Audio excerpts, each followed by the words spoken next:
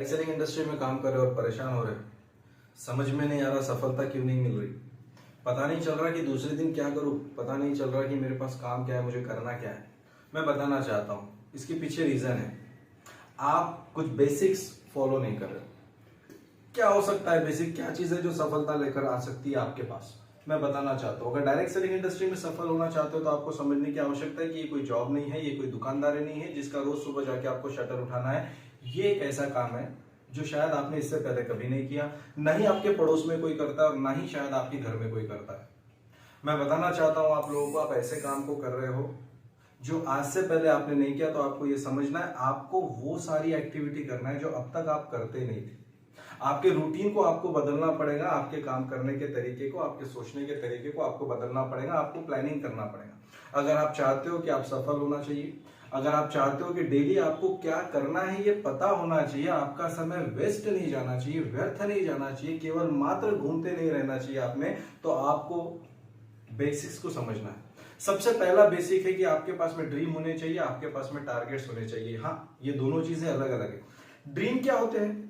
आपको इस इंडस्ट्री में कदम रखते बराबर आपको पहले अपने ड्रीम सेट करना है तीन तरीके के। एक शॉर्ट टर्म ड्रीम, दूसरा मिडिल टर्म ड्रीम, तीसरा लॉन्ग टर्म ड्रीम। और ये तीनों कैटेगरी में आपको लगभग 8 से 10 ड्रीम प्लान करने हैं।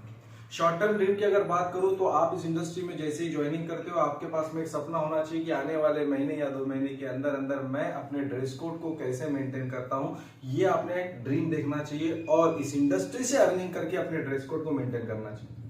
शॉर्ट टर्म ड्रीम के अंदर एक अच्छी ब्रांड वॉच का आप ड्रीम लगा सकते हो, एक अच्छे ब्रांड शूज का आप ड्रीम लगा सकते हो, एक अच्छी टाई का आप ड्रीम लगा सकते हो। शॉर्ट टर्म ड्रीम के अंदर में अगर शुरुआत के छोटे 4 ड्रीम आप पूरे कर चुके हो तो 5वां ड्रीम आप स्मार्टफोन का लगा सकते हो।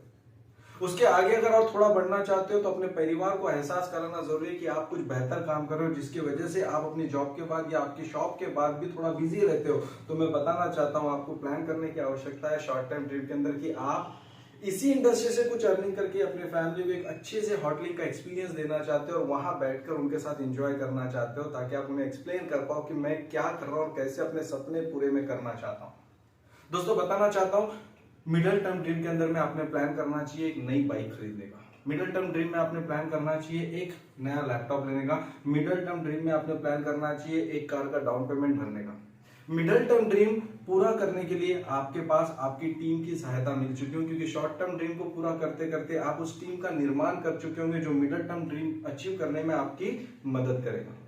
मैं बताना चाहता हूं, जब भी ड्रीम की बात हो तो लोग क्या करते हैं, लोग सीधे तरीके से आंसर देते हैं कि सर मुझे एक बड़ा सा घर चाहिए, मुझे एक बड़ी सी कार चाहिए, मुझे एक बड़ा सा बैंक बैलेंस चाहिए, मुझे एक बड़ी सफलता चाहिए। मैं बताना चाहता हूं, शब्दों में बोलना और उसे डिजाइन करने में फर्क होता है। अगर आपने शब्दों में बड़ा घर बोल दिया तो वैसे ही नहीं आएगा। यकीन मानना, बड़ा घर ये सपना पूरा यकीनन होने वाला है, बड़ी कार ये सपना यकीनन पूरे होने वाली है।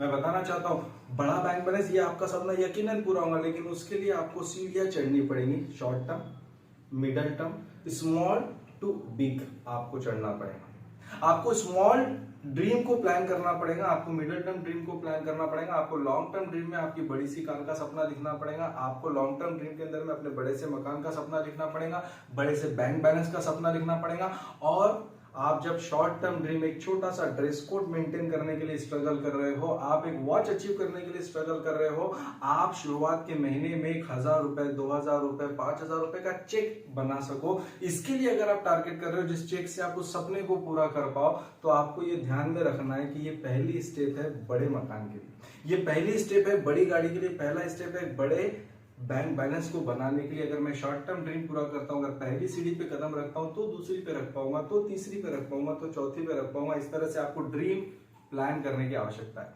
मैं आपको समझाने की कोशिश कर रहा हूं क्यों हमारे पास में काम करने का डायरेक्शन नहीं है।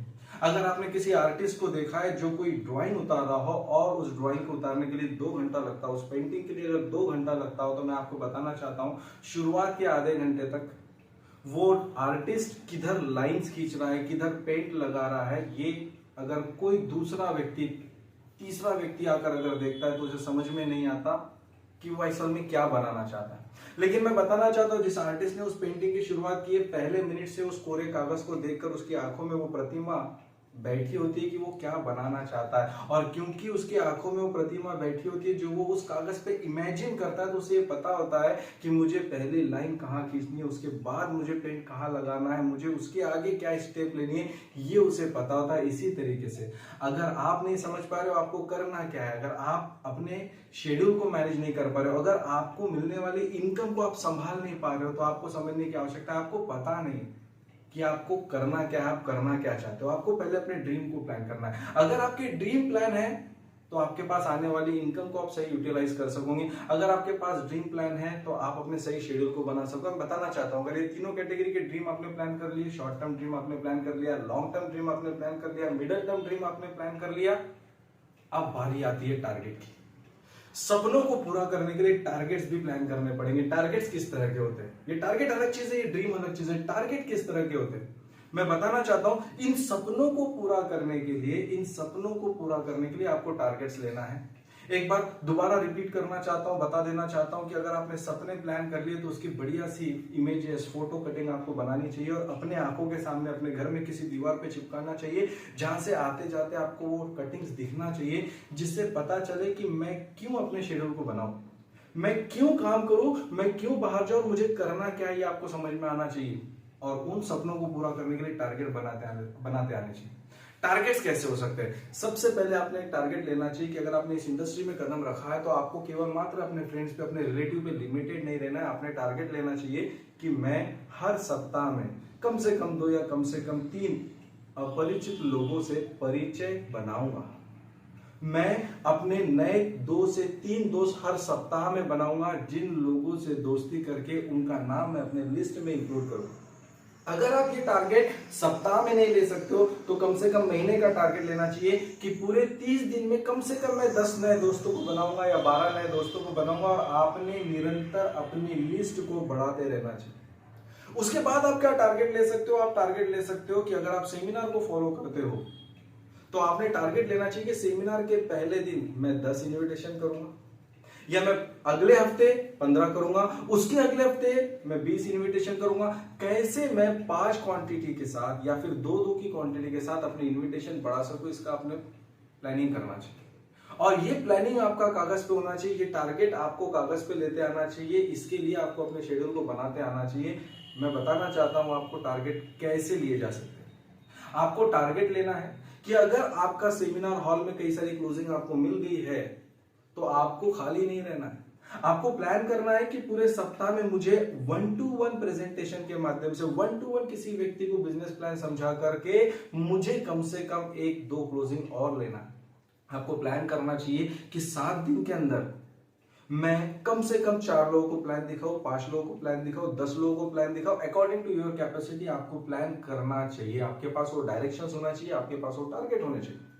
आपको और कैसे टारगेट लेने चाहिए? अगर आप सफल होना चाहते हो तो आपको ये बात बहुत ध्यान रखना है कि आपको टीम का निर्माण करते आना चाहिए। और अगर टीम का निर्माण करना चाहते हो तो आपको अपनी टीम को ट्रेनिंग में लाते आना चाहिए।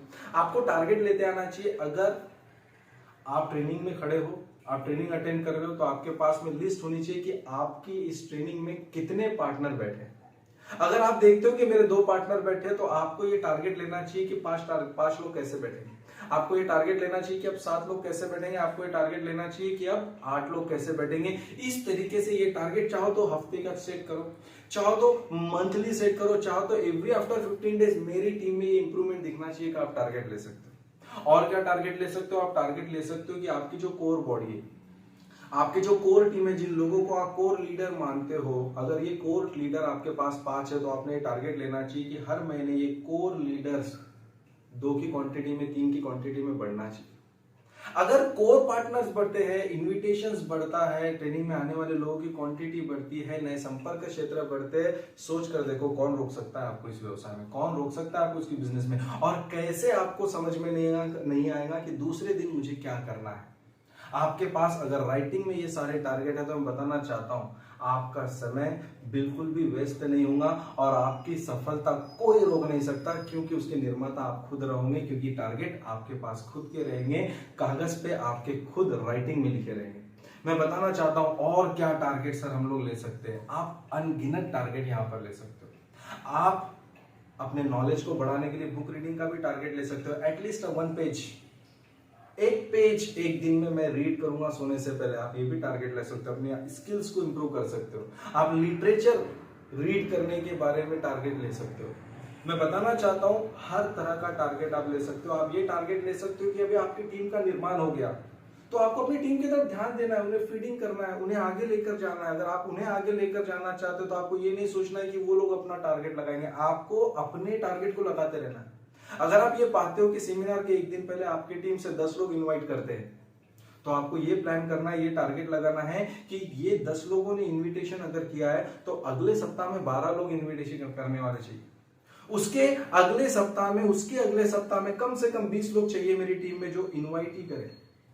आपको ये प्लान करना चाहिए, आपको प्लान करते आना चाहिए, आपको टारगेट लेना चाहिए कि इस सप्ताह में मेरे साथ में 5 ऐसे पार्टनर है जो 1-to-1 को गए थे, मेरे पास में 10 ऐसे पार्टनर है जो लगातार 1-to-1 करते हैं। तो आपको ये प्लान करना चाहिए मैं 2 और कैसे बढ़ाऊं, मैं 4 और कैसे बढ़ाऊं, मैं 5 और कैसे बढ़ाऊं। महीना गुजरता है, हफ्ता गुजर चला जाता है और हम लोग अपनी टीम की तरफ ऑब्जर्व ही नहीं कर पाते। हम लोग राइटिंग में अपने पास प्रमाण ही नहीं रख पाते कि मेरी टीम में इंप्रूवमेंट हो रहा है या केवल मात्र मेहनत हो रही है, मेरी टीम बढ़ पा रही है या नहीं बढ़ पा रही।